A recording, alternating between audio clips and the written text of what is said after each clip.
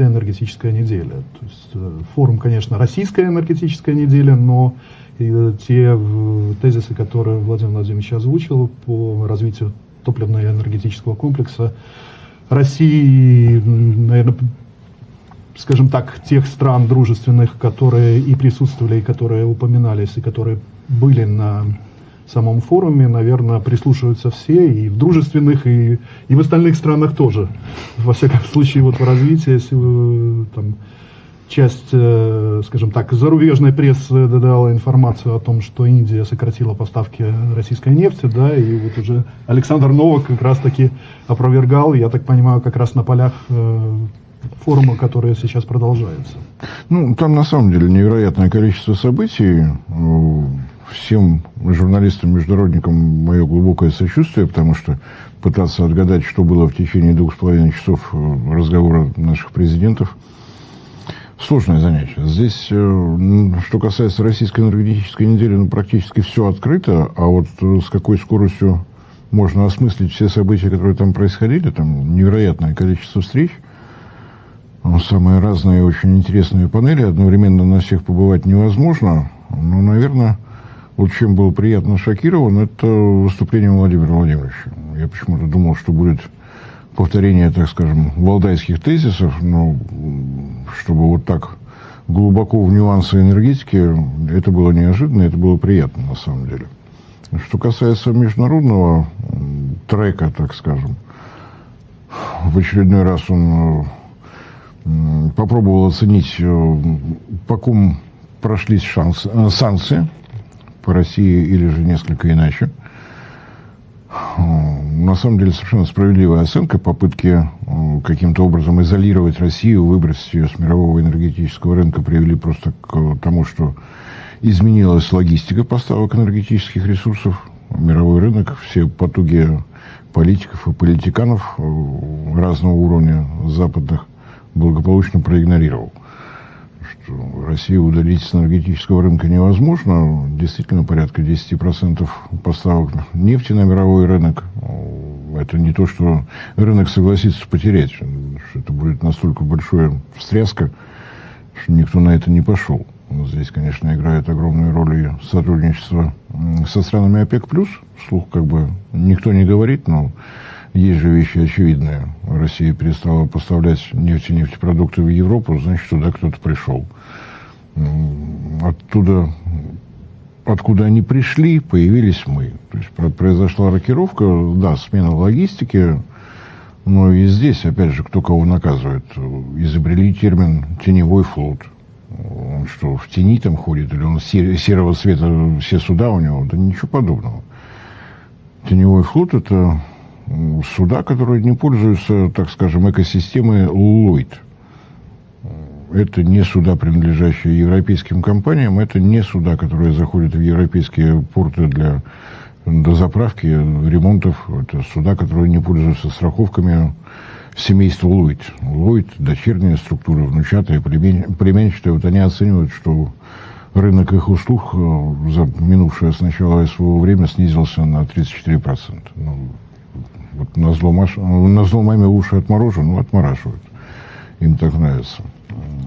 Очевидно, что произошла переоценка собственного достоинства. Почему-то джентльмены решили, что на западном рынке все замыкается. Рост экономики, рост ВВП вовсе не в Европе. Как неудивительно. Глобальный юг, развивающиеся страны решили соответствовать вот этому прилагательному, они стали развиваться.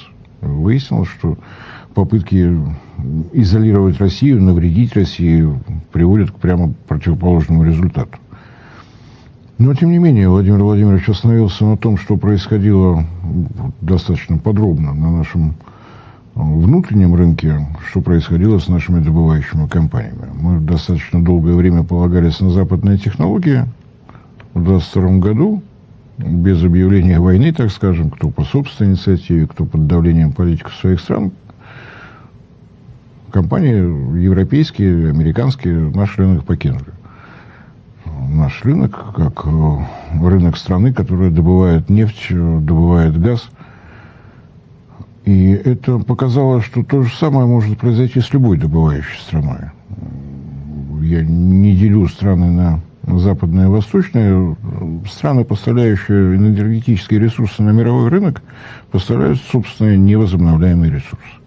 Разумеется, для того, чтобы иметь возможность развивать свою экономику, поднимать уровень жизни в своей стране. И вот такой внезапный локаут, все ушли, может коснуться не только России, но и любой другой страны. Присутствующие в зале представители стран ОПЕК, я думаю, прекрасно понимали, о ком идет речь. Что произошло за очень небольшой промежуток времени? Если на момент, так скажем, середины 2022 года наша импортозависимость по добывающим проектам, по переработке составляла порядка 60%, сейчас она около 20%. Минуло совсем немного времени. При этом Владимир Владимирович говорит о том, что пытаться все технологии развивать у себя, чтобы предлагать дружественным странам уйти с западной иглы, пересесть на российскую, но это точно не то, что может показаться симпатичным, а, соответственно, не то, что вообще надо предлагать.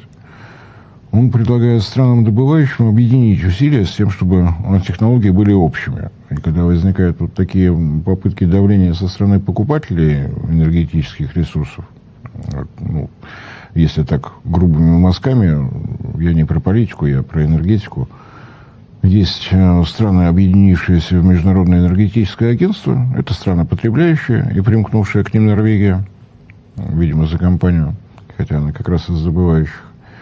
И те страны, которые где-то объединения свои уже находят, ОПЕК и ОПЕК+, вот в плюсике 10 государств, которые тоже считают, что нужны общие усилия для того, чтобы рынок нефти не испытывал таких колебаний, которые могли бы быть, если бы этого объединения не было. То есть скачки вверх-вниз – это не то, что удобно для любого бизнеса, а энергетические ресурсы нужны всем. Если кто-то в Европе это не понимал, он может сейчас стоять у причальной стенки и махать вслед убывающему в дальние дали промышленным предприятиям. Они убывают не потому, что цены резко выросли, а потому что они не останавливаются. Они волатильны настолько, что выстроить свою производственную тактику и стратегию невозможно. Когда у вас электроэнергия сегодня стоит, я не знаю, там 100 евро за киловатт-час, а на следующий день вам готовы приплачивать, то непонятно, как работать в таких условиях. То есть энергетические ресурсы, то их нет.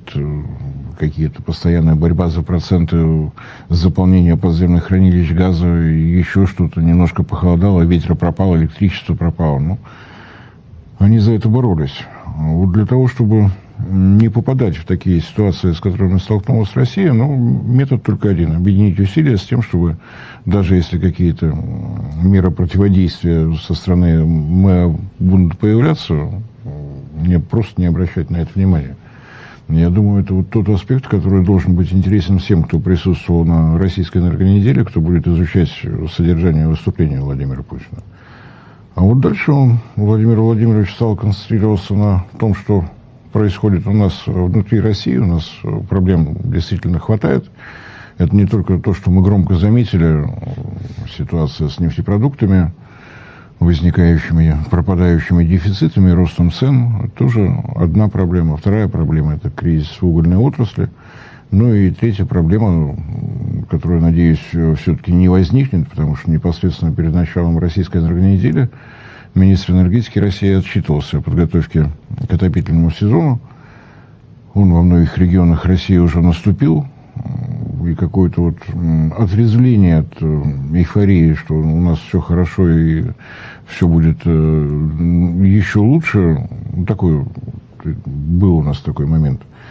Министерство энергетики сейчас проводит совещание с руководителями Министерства энергетики субъектов Федерации. Потому что тот же отопительный сезон, согласитесь, что в Якутии он начинается немножко раньше, чем в Краснодарском крае. Поэтому и Дума неожиданно приняла решение о том, что отопительный сезон в одну дату во всей России наступать не должен. Это такой возврат к реалиям, ногами на землю. Что мне особенно понравилось, я, чтобы не искажать, сам себе написал.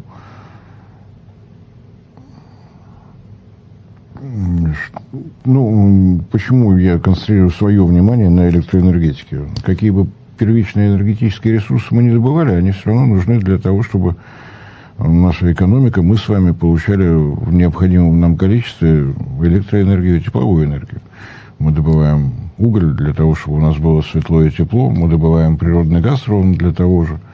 К нефти в топках можно относиться по-разному. У нас Мурманская область, Карелия, Камчатка, да, на мазуте. Это правда.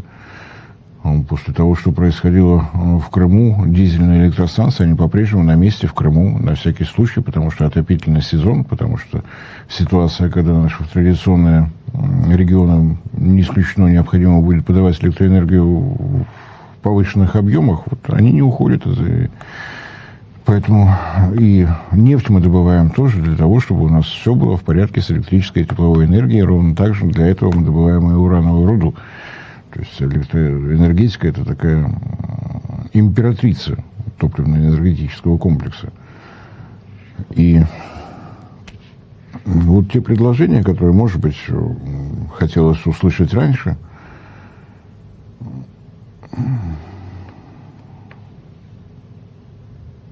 прошу правительство России определить место топливно-энергетических балансов в системе стратегических документов страны.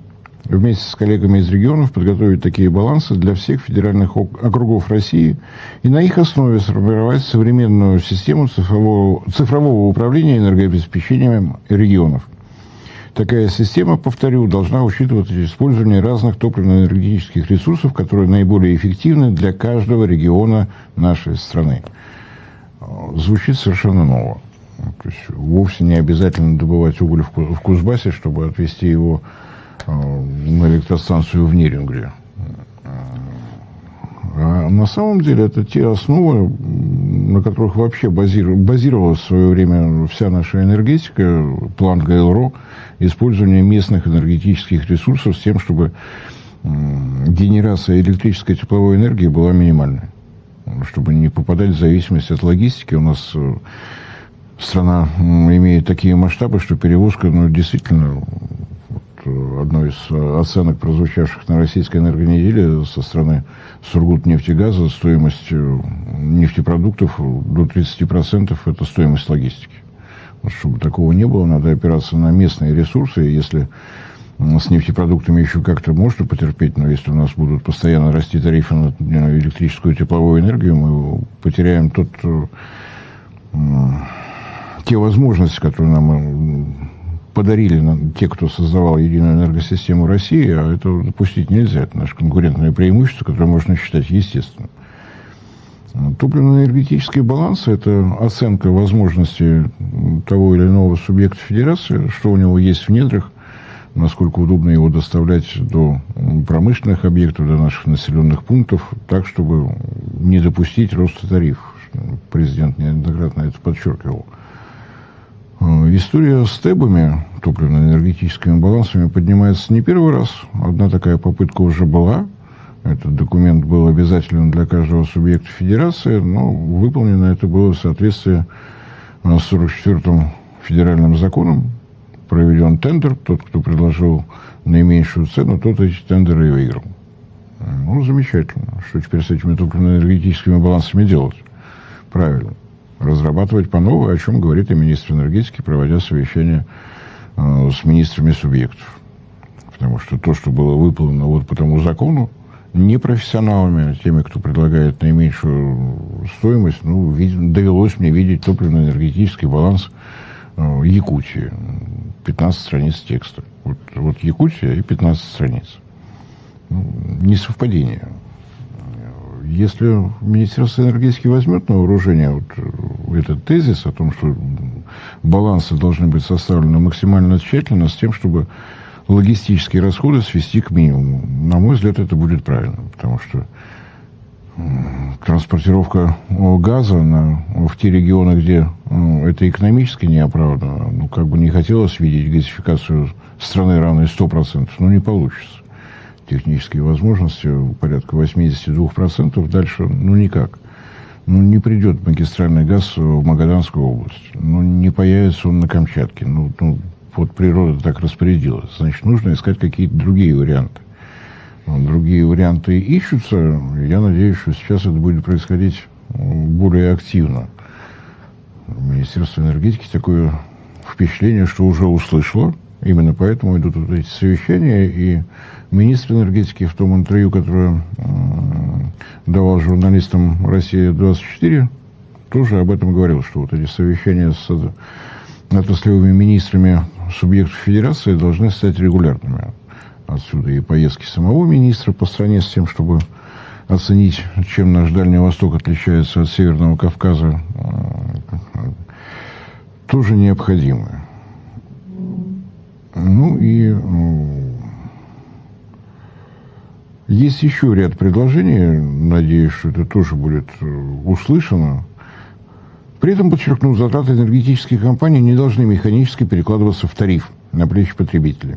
Необходимы более гибкие решения, включая нормативные инновации, управление спросом на электроэнергию, механизмы поддержки инвестиций в топливно-энергетическом комплексе. Конечно, жду от правительства России предложений на этот счет, которые мы обсудим на отдельном совещании в ближайшее время. Да, действительно, рост тарифов у нас есть. Не вижу причин закрывать на это глаза.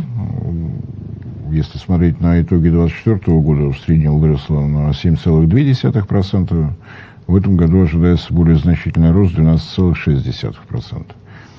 Энергетическая стратегия и комплексная генеральная схема размещения новых объектов генерации, они действительно очень энергозатратны, финансово затратны, так скажем. Задачи, которые перед нами стоят, они действительно весьма и весьма велики. Если на 1 января этого года общая установленная мощность единой энергосистемы России составила чуть больше 260 гигаватт, 263, то до 1942 года предстоит ввести в строй еще 88 гигаватт, то есть на треть увеличить. Причем это то, что касается новых объектов генерации. Есть еще очень большая программа модернизации действующих электростанций. Отнюдь не все они в таком возрасте, что их надо закрыть на ключ и досками забить. Надо модернизировать то оборудование, которое у них находится на вооружении. То есть огромная задача. И на основании того законодательства, которое есть у нас сейчас, очень сложно понять, как вообще можно это реализовать. Эксперты оценивают необходимый уровень инвестиций более 40 триллионов рублей, а с учетом имеющейся ключевой ставки, там вообще что-то гигантское получается. Министерство энергетики в этом направлении работает. Правда, мы не знаем имен экспертов, которые этим заняты. Сергей Евгеньевич употребляет местоимение «мы». Кто это, кто эти люди? Насколько можно судить по его риторике, речь идет о коренном изменении федерального закона номер 35, закона об электроэнергетике. Понятно, что он действительно с 2003 года претерпел столько изменений, что их уже невозможно в одном тексте даже сформулировать. Я насчитал 78 изменений, дополнений, а оттуда вытекает еще и нормативно-правовая документация. То есть это какой-то невероятный клубок. В интервью Сергей Савельев говорил о том, что проведена ревизия, аудит всего этого законодательного творчества. И теперь его предстоит как-то коренным образом менять. Может быть, и все, что касается инвестиций в объекты генерации, будет выглядеть несколько иначе. Ну и говоря о том, что происходит в мировой энергетике, Владимир Владимирович подчеркнул, что необходимость снижения углеродного следа, как бы мы ни относились, я совершенно скептически, поскольку, хотя разные ученые наши сейчас высказывают разные мнения, вердикт 2004 года Академии наук Российской Федерации никто пока не отменил, не изменил. После 2 лет изучения Киотского протокола, к которому Россия, несмотря на мнение Российской Академии наук, присоединилась, вердикт был прост. Научных доказательств Киотский протокол не имеет. Но, тем не менее, тенденция есть. Большое строительство солнечной ветряной генерации идет в Китае, ну и так далее, и так далее. То есть тренд есть, и, собственно говоря, почему надо насиловать нашу окружающую среду, если есть возможность на низкоуглеродное переходить, то это хорошо. отдельно Владимир Владимирович отметил заслуги компании «Росгидро». Это более 2/3 нашей гидроэнергетики, но не стал напоминать о том, что гидропотенциал России по-прежнему у нас использован только на 20%. А если говорить, допустим, о гидропотенциалах регионов, раз уж президентом заявлено, что мы теперь не будем мерить среднюю температуру по больнице с тем, чтобы морг с тифозным отделением нам давали 36,6, то на Дальнем Востоке гидропотенциал использован на 7%. Тут есть с чем работать. Вот раз картинка про уголь, то про уголь слова Владимира Владимировича тоже были сказаны. Я надеюсь, что их тоже услышат. Тот кризис, который у нас есть, он, на мой взгляд, на взгляд многих экспертов, связан с очень большой зависимостью от экспорта и, соответственно, от мировых цен на угольную продукцию. А для того, чтобы ее не было, надо увеличивать объем потребления угля у нас в России. И вот здесь пошло совершенно неожиданное, во всяком случае для многих, самое новое, самое передовые направления в развитии экономики – это искусственный интеллект, это центры обработки данных, казалось бы, где здесь уголь.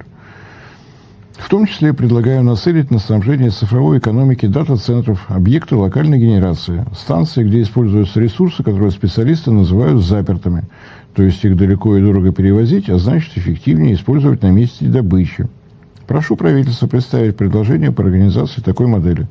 В том числе прошу проработать использование передовой чистой угольной генерации для обеспечения потребностей цифровой инфраструктуры, центров хранения и обработки данных и так далее. Такие объекты расположены непосредственно в наших угледобывающих регионах.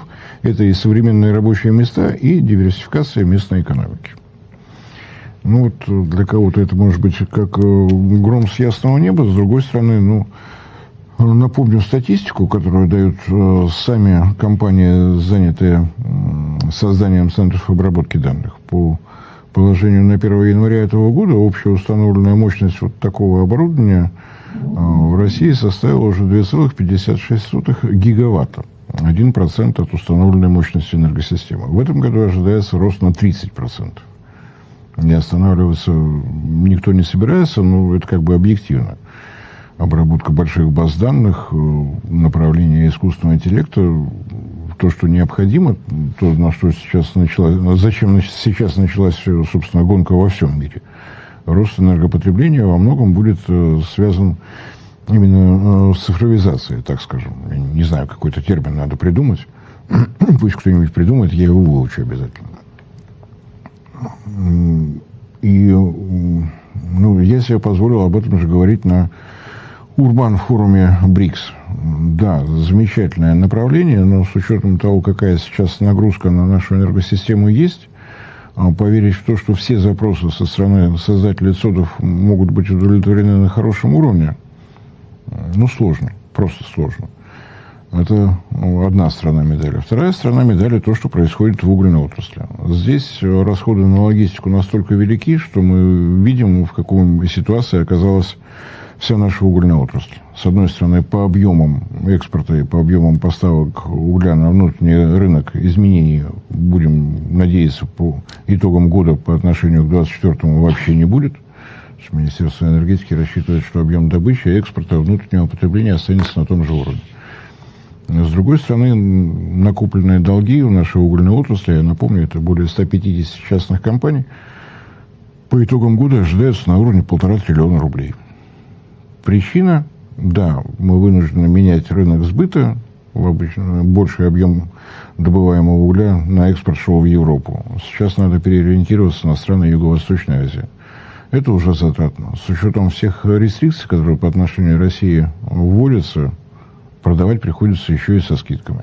То есть, чтобы не потерять долю рынка, наши угольные компании сражаются, все глубже попадая в долговую петлю. Те меры, которые были предложены и реализуются правительством в этом году, это санитарно-пожарные методы спасти, чтобы не началось массовое закрытие, увольнение людей и проблемы в моногородах. А более отдаленные, но более надежные перспективы нам предлагает Владимир Владимирович. Если мы смотрим на наш главный угледобывающий регион, Кузбасс, вот смотрим на карту, что направо, что налево, 5000 километров до порта. Ну, то есть вот расходы на транспортировку велики. Удовольствие РЖД от того, что необходимо перевозить 200 миллионов тонн угля на экспорт в разных направлениях, тоже не испытывают. Товар достаточно низкомаржинальный, а загрузка получается плотная. Ну, если такие сложности, то действительно, почему не использовать этот уголь для того, чтобы строить новые угольные электростанции, современные, экологичные. Это та самая идеология, которую предлагает угольная отрасль Китая, которая у себя ее реализует. Нагрузка на окружающую среду от угольной электростанции не должна превышать такую же нагрузку от газовых электростанций той же мощности. Вот это называется современная угольная электростанция. Что самое удивительное, все технологии, необходимые для создания таких угольных электростанций, в России есть. Говорю ответственно, потому что очень внимательно изучал. Но получается, что часть технологий есть у этих предприятий, производящих оборудование, часть у этих. Нужно просто организационные усилия, чтобы это был единый какой-то вот технологический кулак, узел, не знаю, как угодно можно называть. Но мы способны это реализовать, причем в сжатые сроки. Если это мнение Владимира Владимировича, то я бы рекомендовал прислушаться всем, кого это касается, в том числе и наши угольные компании, и, разумеется, наше Министерство энергетики. Потому что